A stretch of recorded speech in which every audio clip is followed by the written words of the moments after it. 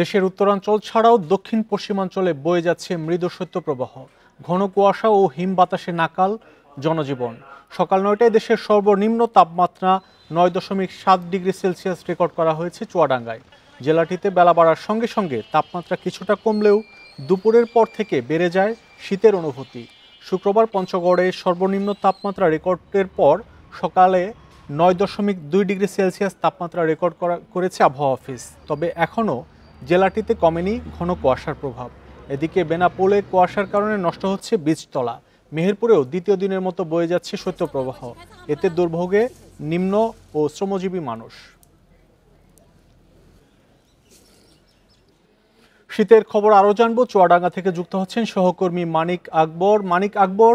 গত বছরের সাথে যদি এবছরের তুলনা করি তাহলে চুয়াডাঙ্গার যে শীতের প্রবণতা সেটি কতটুকু পার্থক্য?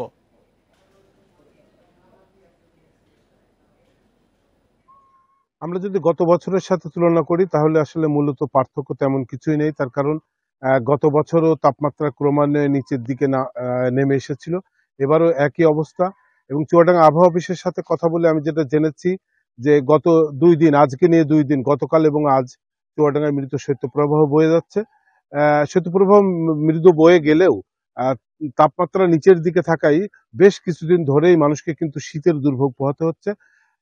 সকাল থেকে দুপুর পর্যন্ত টানা শীত থাকে।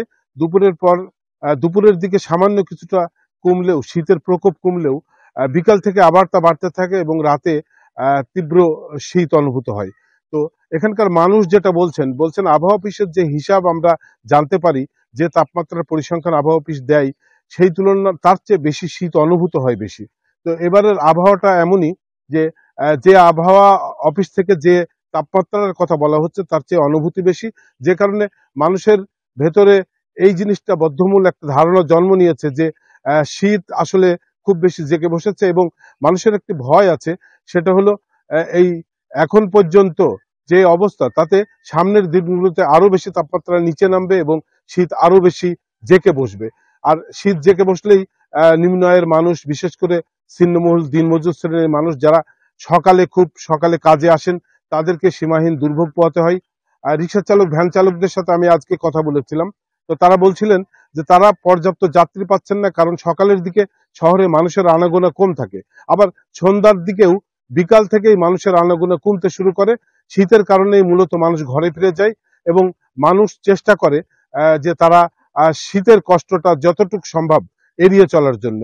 তো চুয়াডাঙ্গা সদর হাসপাতালে খোঁজ নিয়ে আমি জেনেছি সেখানে শীতজনিত রোগবালায় আক্রান্ত হয়ে আসছে শিশু এবং বয়স্করা শ্বাসকষ্টতে ভুগছেন। এছাড়া জ্বর, সর্দি, কাশি লেগেই আছে। আর শিশুরা নিউমোনিয়া এবং ডায়রিয়ায় আক্রান্ত হয়ে হাসপাতালে আসছে।